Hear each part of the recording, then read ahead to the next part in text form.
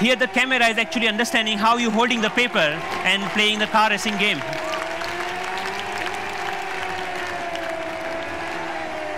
Many of you already must have thought, okay, you can browse. Yeah, of course you can browse to any website. So you can do all sort of computing on a piece of paper wherever you need it. So, but more interestingly, I'm interested that how we can take that in a more dynamic way.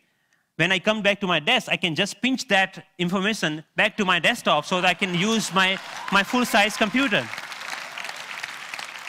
And why only computers? We can just play with papers. Like paper world is interesting to play with. So here I'm taking a part of a document and putting over here the second part of from second place, and I'm actually modifying the information that I have over there.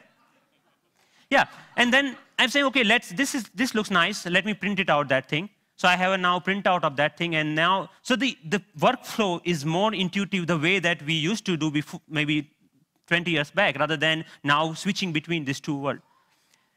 So as a last thought, I think that integrating information to our everyday objects will not only help us to get rid of the digital divide, the gap between these two worlds, but will also help us in some way to stay human, to be more connected to our physical world. And it will actually help us not end up being machines sitting in front of another machines. So that's all. Thank you.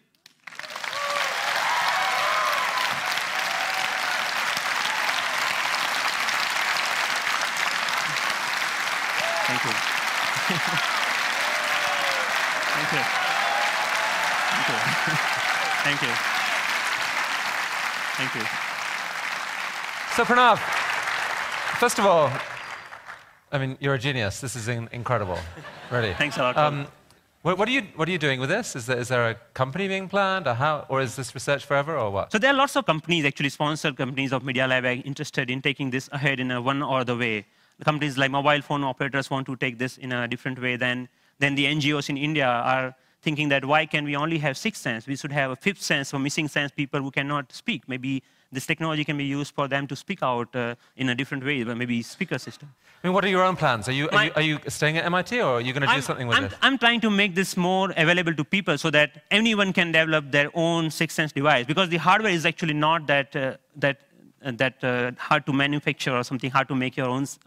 And I will provide all the open source software for them, maybe starting next month. So that open source? Wow. Yes. Wow.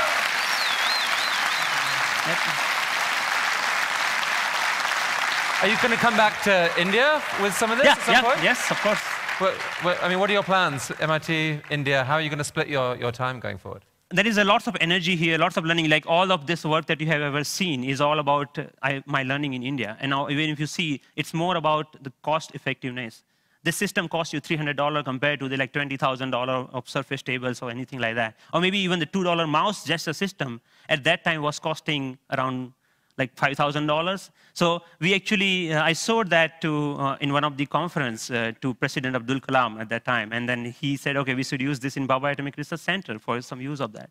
So I'm more excited about how I can bring the technology to masses rather than just staying that technology into lab or environment, something like that.